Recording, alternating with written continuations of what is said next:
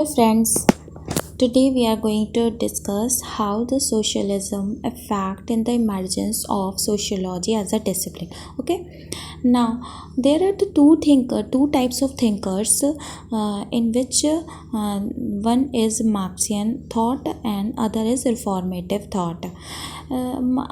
मतलब ये कहने का मतलब है कि जो मार्क्सिस्ट जो थे, मार्क्स के जो आइडियोलॉजी से इन्फ्लुएंस्ड है या फिर मार्क्स ने सोशलिस्ट टाइप के मतलब समाज को बढ़ावा देने के लिए बोला और कुछ उसमें रिफॉर्मेटिव थे।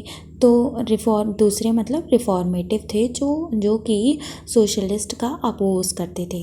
क्यों? क्योंकि उन्हें सोशलिस्ट इसलिए नहीं पसंद थे क्योंकि वो सोचते थे प्रॉब्लम विद इन है। अब देखिए कैसे, चलिए एक्सप्लेन करते हैं मार्क्सियन थॉट्स या सोशलिस्ट थॉट। अब जैसे मार्क्सियन कहते थे कि जो इंडस्ट्रियल सिस्टम है काफ़ी ज़्यादा एक्सप्लॉयटेटिव है, ये बहुत ज़्यादा एक्सप्लॉयटेटिव है, इसके साथ हमें बराबरी करनी है, लेबर्स को बराबरी करनी है। कैसे बराबरी होगा? इस कैपिटलिस्ट सिस्टम से, इसको उखाड़ फेंकने से। अब उखाड़ फेंकोगे, आप किसी सिस्टम को ही उखाड़ फेंकोगे तो क्या पता कितना कियोस मच जाए, तो इसका कुछ अंदाज़ा नहीं है। इस वजह से डर्खाइम, ये रिफॉर्मेटिव थॉट्स वगैरह जिनके थे, डर्खाइम, वेबर, ये सब डरते थे, अपोज करते थे। तो क्या है, और मार्क्सियन थॉट और क्या था कि ऐसे जब आप उखाड़ फेंकोगे तो फिर बाद में क्या आएगा, एडवांस्ड कम्युनिज्म। मतलब सबका सब बराबर होगा, सब जितने भी लेबर हुए या मालिक हुआ तो सब बराबर होगा, कोई किसी पे प्राइवेट अधिकार नहीं होगा और सबका बराबर का अधिकार होगा किसी पर प्रॉपर्टी पे और इंडस्ट्रीज़ को चलाने में, जिससे क्या होगा, किसी का एक्सप्लॉयटेशन नहीं होगा। सभी लोग अपनी ज़रूरत के हिसाब से अपनी नीड्स अपने प्रॉफिट को डिवाइड कर लेंगे, बांट लेंगे। अब क्या डर्खाइम देखिए, रिफॉर्मेटिव थॉट्स ने क्या बोला कि रिफॉर्मेटिव थॉट्स वालों ने, जैसे डर्खाइम, वेबर ने सोशलिज़म का अपोज किया। क्यों अपोज किया? क्योंकि देखिए सोशलिज़म में जब सत्ता ही हाथ में चली आएगी लेबर्स के, अब पता नहीं लेबर्स ने क्या करेंगे, उल्टा सीधा जो भी करें, तो उससे तो और ज़्यादा क्योस मॉस मच जाएगा। क्योंकि एक हायरार्की जो होती है एज अ फंक्शन कुछ सर्व करती है।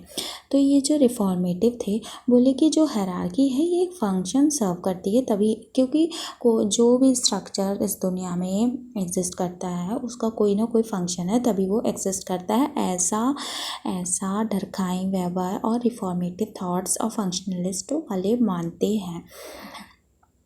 अब जैसे इन्होंने बोला कि ओके, इन्होंने पूरी तरह से नकारा नहीं, इन्होंने बोला कि हाँ प्रॉब्लम है, कैपिटलिज्म सिस्टम में विद इन में प्रॉब्लम है। मतलब इसकी जो थीम है एक्सप्लॉयटेशन की, ये प्रॉब्लम है।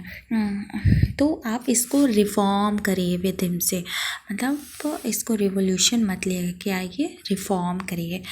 तो लेकिन जो है ये मार्क्सियन थॉट वाले तो भाई रिफॉर्म क्या करना है, बस तख्ता पलट कर दो।